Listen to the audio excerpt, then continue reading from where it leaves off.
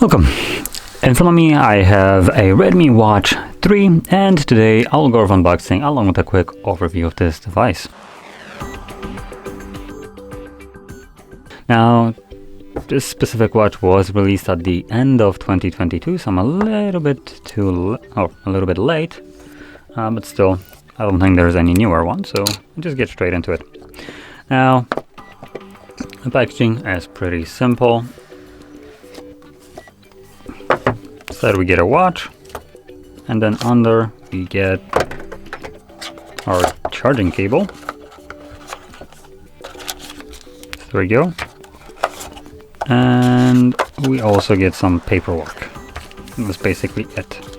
Now, when it comes down to the cable, it is a magnetic one, as you can see. Just open this up.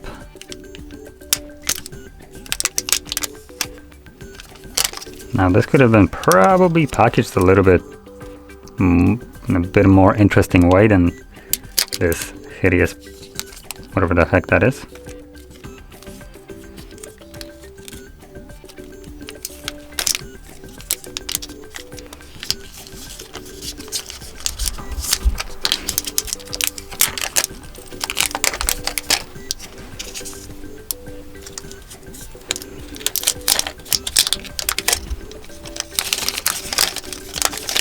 There we go.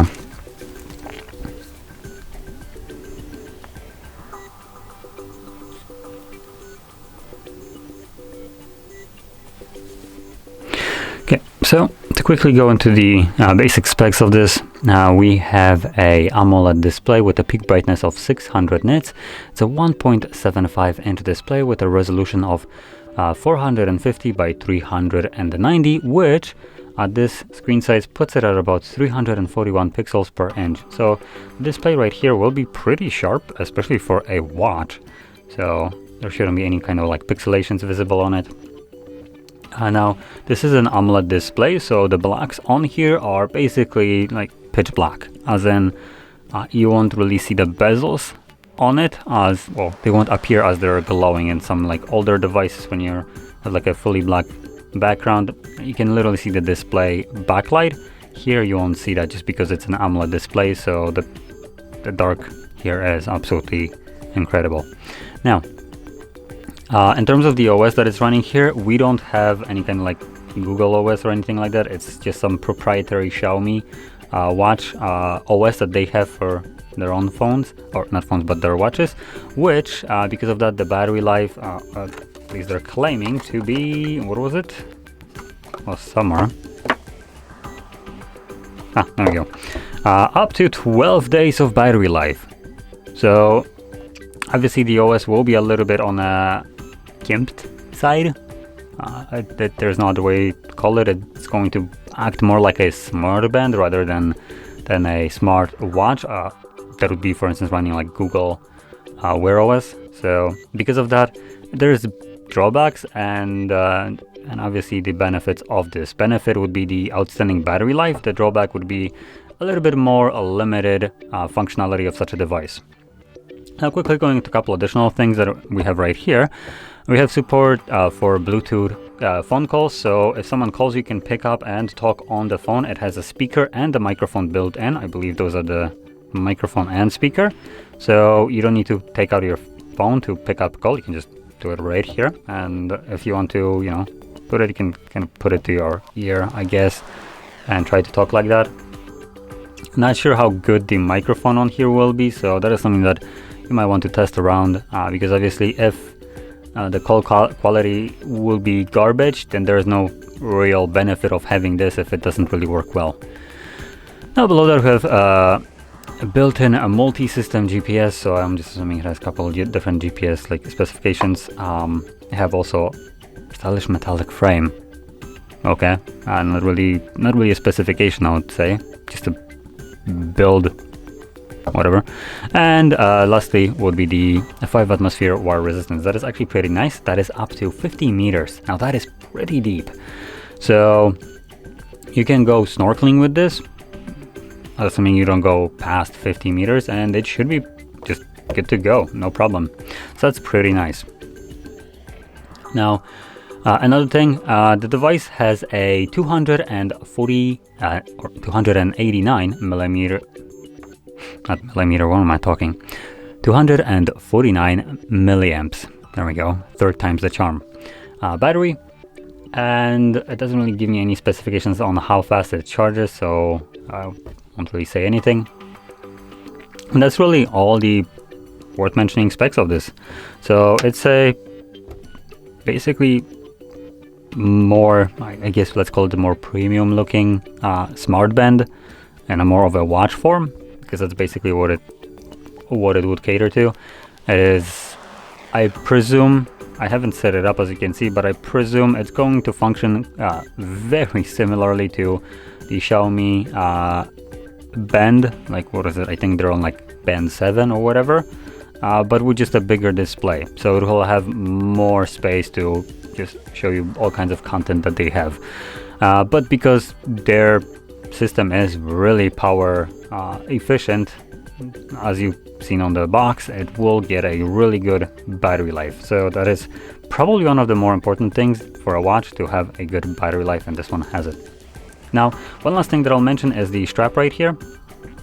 It kind of copies a little bit of a Apple strap, I believe, or put that like under here and clip it on. The strap feels okay. It's nothing like super nice feeling. For instance, if you ever had, what was it, the Oppo watch, the first one. I'm saying Oppo, not Apple, just to clarify this. That strap felt much more durable and nicer to touch than this. This just feels a little bit like a typical run-of-the-mill on a budget side strap. So just want to point that out in terms of like how it feels. But it is replaceable, if I'm correct. So there we go. You have a button, and you can just get a new one and just pop it on here.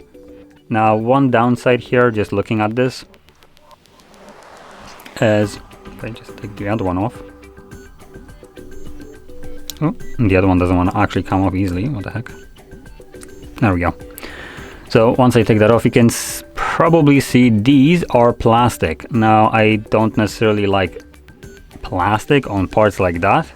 So if you have it clipped on and the plastic just breaks off because of stress or something, because this right here will be under stress. It doesn't bend right here. So you can see it starts bending only right here. So with, I don't know, maybe you bump your wrist into something, this breaks. It literally just will unclip itself because of that. Like, this entire thing will break off, and because of that, obviously the strap will come off. So you'd lose your watch. Not the best design. Hopefully this is a little bit more resistant than it looks, because in terms of looks, you can see it's relatively thin. So I don't really have much like faith into this, especially like if you bump into something. I want to stress that out. For the typical use, if you just put it on, you should have no problems, obviously. So obviously it will sit on your wrist, no problem. It's more when the watch is secure, doesn't really move, and you hit it with something. Maybe you just get your arm on that door frame, knock it in there, breaks off the plastic, and watch is off and basically not really usable anymore. So there we go. Now anyway, with this being said, I just want to add one last thing, which is the price tag. And the price tag of this device is about 120 euros.